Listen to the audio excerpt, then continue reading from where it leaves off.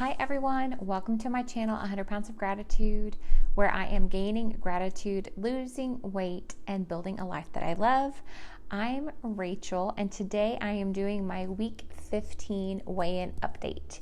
So if you saw my video from Friday, you saw that I was doing a jump rope challenge for beginners, and that by the end of the week, I had jumped myself out of the challenge. I was having to ice my knee, and I recognized that maybe jumping rope is not the best physical activity for my body because I do have osteoarthritis in my joints at an early age, and while that stinks, I need to focus on doing low impact activities. So that's the good thing. I can still do lots of walking. I can still do swimming, and I live in a beautiful place where the weather is nice most of the time. And so it's not a problem for me to go outside and do those activities.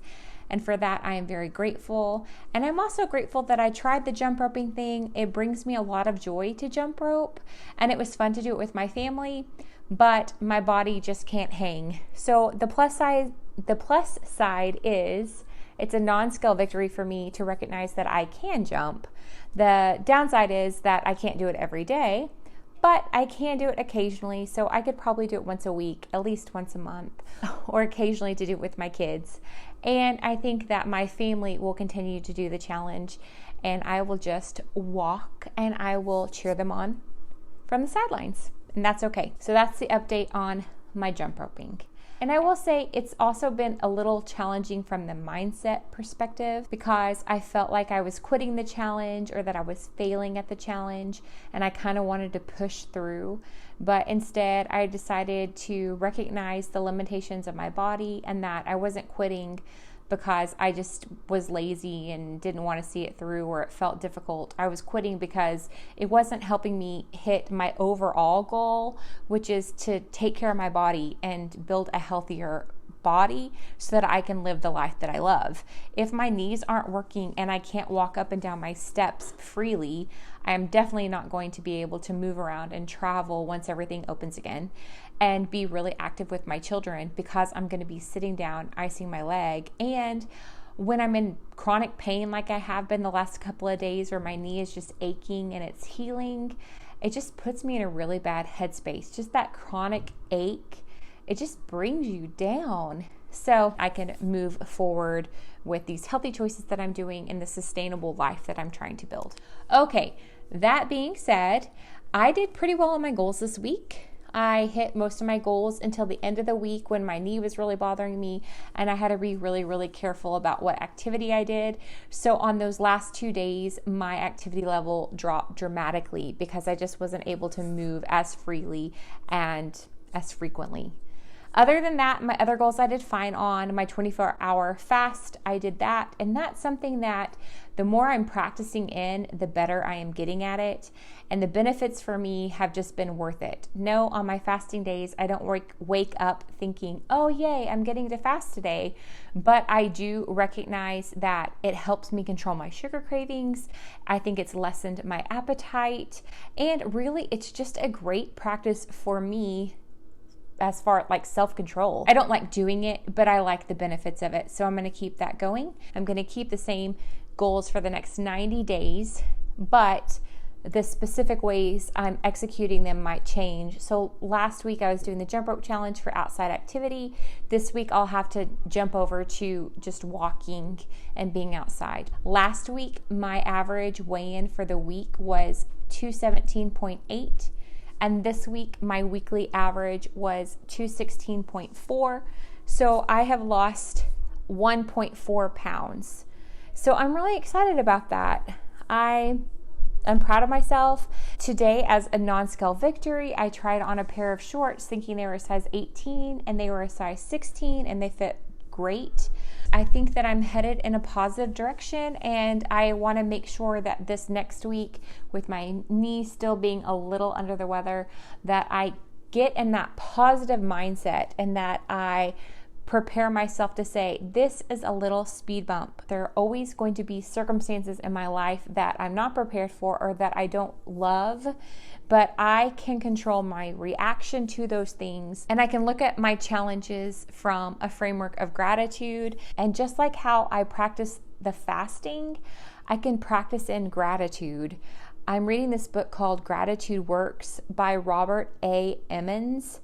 And he just really emphasizes the importance of cultivating gratitude in your life through journaling and through intentional practice, and that it is a discipline. Like so many other life skills and like so many other virtues in life, you have to just practice it into your life. And as you practice gratitude it's going to help you reap joy. And I absolutely believe that is true. So I'm working hard on trying to get that into my mind, not to do like a false positivity. I'm not trying to say, oh yay, everything's great. I'm in this horrible circumstance and everything's great. I'm saying recognizing the situation for what it is, but not sinking in and wallowing in that negativity.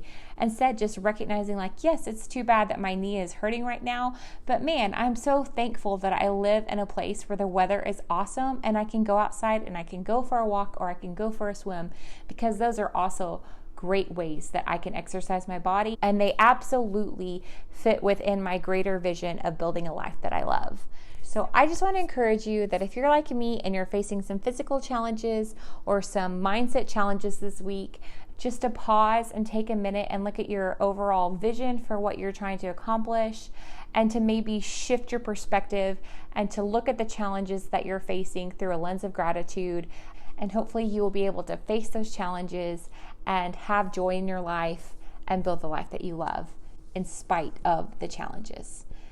I know that's what I'm going to do this week. I am going to get out my journal every morning and I'm going to write down 3 things that I'm grateful for. I think that's a great activity to help my mind get into a better space. I read something one time that said, what if you woke up the next day with only the things that you were thankful for from the previous day?